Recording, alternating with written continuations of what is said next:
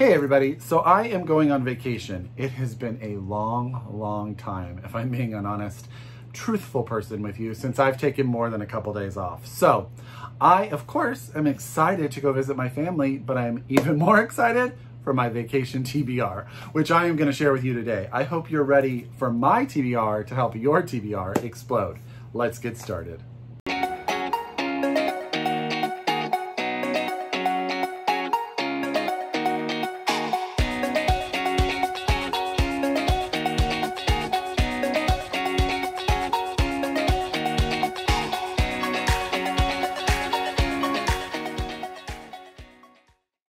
Hi everybody and welcome back to my channel. It's Russell with Ink and Paper Blog. How are you all doing today? I hope you're happy, I hope you're healthy, I hope you're safe, and of course I hope you're reading an amazing book or two or three or four. Now, full disclosure, it has been a while since I've gone on vacation. I think I've taken a couple days here or there. It's actually been a while since I've seen my family for any extended amount of time. I would say probably early 2020.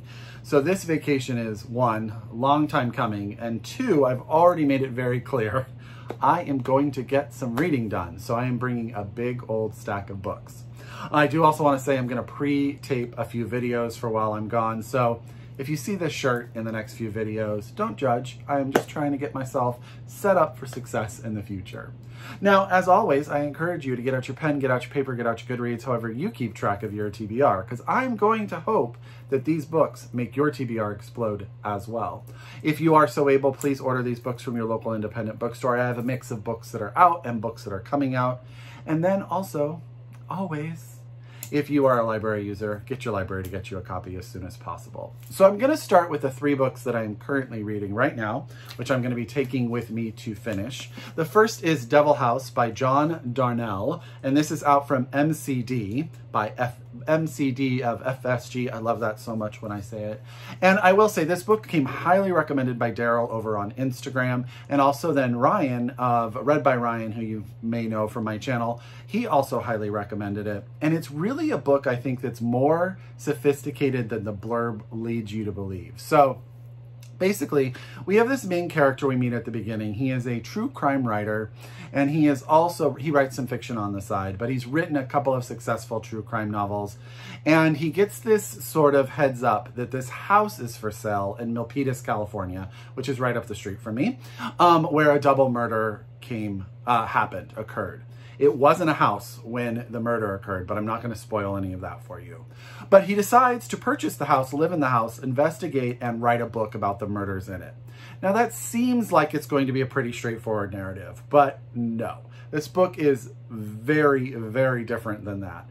So basically, the first section is what I've just described to you. The second section is actually sort of an excerpt from the novel he previously wrote, true crime novel that he previously wrote. So you get to learn sort of his style as a writer, which is really interesting. It's told in the second person. The third section moves into sort of a history of the house itself, what it was prior, and sort of how I think it gets to where it goes with the murders. And then I don't know what happens in the rest of the book because I haven't gotten there yet. I will say the language is it's sophisticated and beautiful and very challenging, but also sort of energizing in its structure. I'm super interested to see where it goes and how it resolves itself. I have no idea. If I'm being totally honest, no idea. But I'm really loving it. Comes with two strong recommendations. So that's Devil House by Darnielle, out from MCD. Okay, I keep saying MSG. Do you find that funny? Because I find it funny and then I stop recording because it's silly. The next book I want to tell you about is Trust by Hernan Diaz. This is out from Riverhead Books. Ryan and I actually went and saw Hernan Diaz talk about this book in person. Talk about another book that has a very complicated sort of structure, something that keeps you sort of on your toes. So this is actually sort of like 5 different forms of a book in one. So it starts with this fictional novel, which is about a man and sort of his accumulation of wealth in America and how he continues to accumulate wealth. And then later sort of transfers into this discussion about his relationship with his wife and some of the health issues she has. Okay. And then, so that's sort of the beginning. It's very Edith Wharton in tone, if that sort of helps get you there, where you understand what I mean there. And then the next section is a biography by the man that the novel is clearly written about. And it's, I guess, an autobiography. He is sort of writing in rebuttal to the novel. Then each section is sort of a different work that sort of connects all of these stories together. And what Hernan Diaz is really sort of tackling here is this idea of the accumulation of wealth and how money is made in America. And the complications that has on relationships, that has on the development of America in itself. The book is so astute in sort of its dissection of this idea of money. And we often hear about money in a lot of different ways, but this book just sort of comes at it in a very different perspective, which I'm really, really enjoying.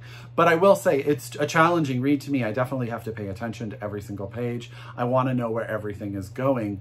And I'm fascinated by Hernan Diaz and his sort of sophistication of style. Really enjoying Trust by Hernan Diaz, out from Riverhead. Shout out to my friend Emily, who actually gave me this copy. She actually got it signed for me at Booktopia. Sent me this beautiful postcard with it. So, oh, and they're the Book Cougars podcast. So there's their bookmark as well. If you don't listen to the Book Cougar podcast, gosh, I can speak. I highly recommend you do. Really enjoying this. The third book that I am currently in the process of reading is for Pride Month, and that is the YA novel Last Night at the Telegraph Club by Malinda Lo. This is out from Dutton. This wound up winning the National Book Award in Young Adult Fiction, I want to say a couple years ago now. This is the story of a young Chinese-American girl and her sexual awakening, her falling in love with this girl in her class.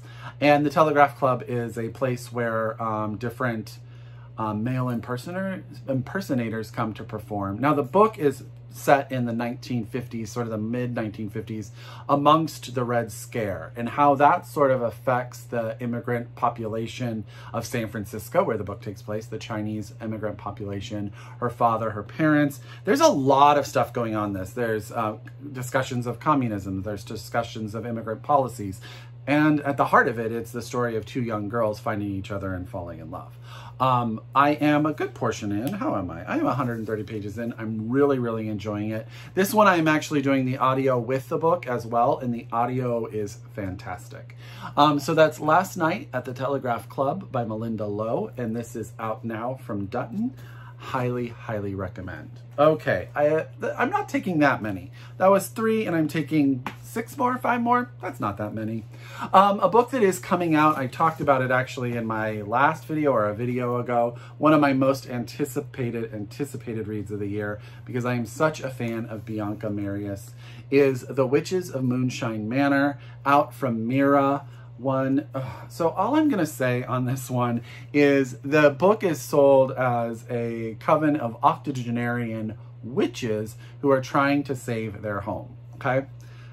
That's really all you need. If you know me, all I needed was women in their 80s. Like, that's all I really needed. Now they're going to practice magic. Now, I said on Twitter that Bianca makes me cry, usually, and she does. And then I said, okay, I may not cry this one, and she sort of warned me I may get some misty-eyed feelings. So I have a feeling she's going to pull on my heartstrings. The story of these women as they try to save their house. One of their fellow, I think, like sister witches returns. What's that all about? And I think there's like a young TikTok patriarch destroying young woman who is also involved in it all. Absolutely ecstatic. Cannot wait. This comes out August 23rd. 2022 from Mira, and that's The Witches of Moonshine Manor by Bianca Marius, and I will be reading this while I am in the lovely state of Oregon. I am going to be finishing a series of novellas that I started and I've talked about. The first one is called The Murders of Molly Southbourne, and I have the 2 sequels here, The Survival of Molly Southbourne and The Legacy of Molly Southbourne, both by Tade Thompson and out from Tor. Okay, maybe I do. I don't know how to do it, but they're both here. The premise of this book is Molly is a young girl. When she sort of comes of age, she finds out that if any of her blood escapes her body, it turns into a clone of her. And then after an unknown amount of time, the clones eventually try to return and kill her. The first book kept me on the edge of edge of my seat. I thought it was thrilling. I thought it was exciting. I can already see the movie in my head. It's one of those things, I just flew through it. The twist at the end was everything for me. I really kind of knew it was coming, but I still was thrilled when it arrived. Really love this. Cannot wait to finish it. So this is The Survival of Molly Southbourne and The Legacy of Molly Southbourne by Tade Thompson, both out from Tor. The first one is called The Murders of Molly Southbourne. So I highly, highly recommend it. And yeah, I probably will read those in a day, probably together. Another book that came highly recommended from my friend Ryan, that I want to try to sneak in here in Pride Month is Tell Me How to Be by Neel Patel, out from Flatiron Books. I got this signed copy, I want to say at Kepler Books in Menlo Park, which if you are ever in the Bay Area, they're one of my favorite bookstores. I have a few. I've already gave some recommendations, so if you're coming, email me. I will definitely tell you bookstores to go to. This is the story of a mother and a son. So this is about Renu, and it says here, she always seemed perfect, but as the 1-year anniversary of her husband's death approaches, Renu is binge-watching soap operas and simmering with old resentments. In Los Angeles, her songwriter son, Akash, has everything he ever wanted, but he is haunted by the painful memories he fled a decade ago. When Renu tells him she is selling the family home, he returns to Illinois, hoping to finally say goodbye and move on. And together, as they pack this house together, they sort of have to dive through the secrets between them. I think Akash's sexuality, the relationship that Renu had with her husband, and Akash sort of slips back into some bad habits and how that's going to affect this whole situation as well. There is a lot of music references, according to Ryan, in this. He made a playlist for it on Apple Music, I believe. So I'm super, super excited. So that's Tell Me How to Be by Neel Patel, out from Flatiron Books. Last but not least is a sequel in a YA fantasy series.